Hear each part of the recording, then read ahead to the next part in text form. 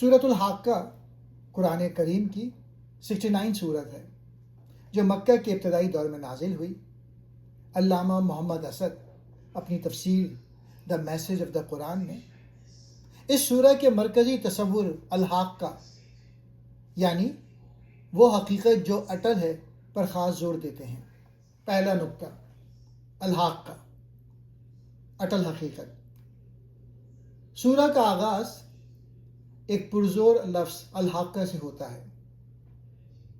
मोहम्मद असद के मुताबिक इसका मतलब वो नाकाबिल तरदीद हकीकत है जो हर शक से बालातर है। ये सिर्फ क़यामत का नाम नहीं बल्कि उस वक्त का नाम है जब इंसान के सामने कायनात के हक़ाइक़ और उसके अपने आमाल के नताइज पूरी तरह वाज़ेह हो जाएंगे। दूसरा नुक्ता, तारीख़ से सबक, कौमों का उरूज व ज़वाल। मोहम्मद असद इन आयात की वजाहत करते हुए बताते हैं कि कौम आद, समूद और फ़िरौन की तबाही महज कहानियाँ नहीं हैं बल्कि ये कानून फितरत के नताइज हैं। जब कोई कौम इखलाक़ी तौर पर गिर जाती है और सच्चाई को झुटलाती है तो कायनाती ताकतें जैसे आंधी या ज़लज़ला उसे मिटा देती हैं। मोहम्मद असद के नज़दीक ये तबाही इस बात का सबूत है कि अल्लाह का निज़ाम अदल इस दुनिया में भी काम कर रहा है।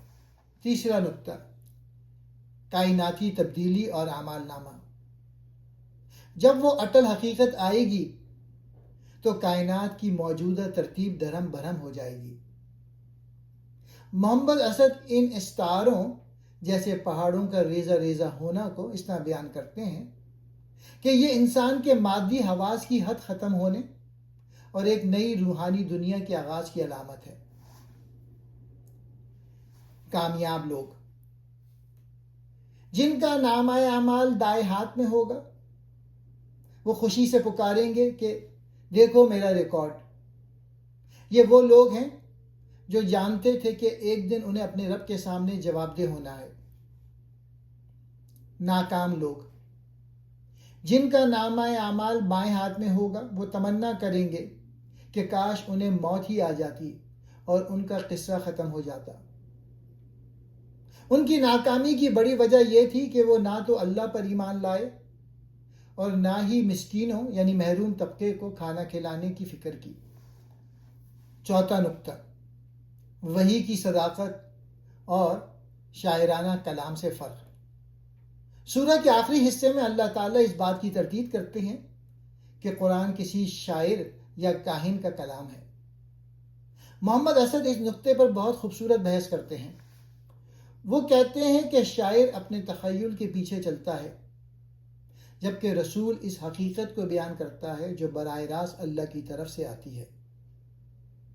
कुरान एक तस्करा यानी याद दहानी है उन लोगों के लिए जो अल्लाह से डरते हैं और ये हक़्क़ुल यकीन यानी यकीनी सच्चाई है। पांचवा नुक्ता, तस्बीह और पैगाम। सूरह का इख्तिताम इस हुक्म पर होता है कि अपने रब के नाम की तस्बीह करो।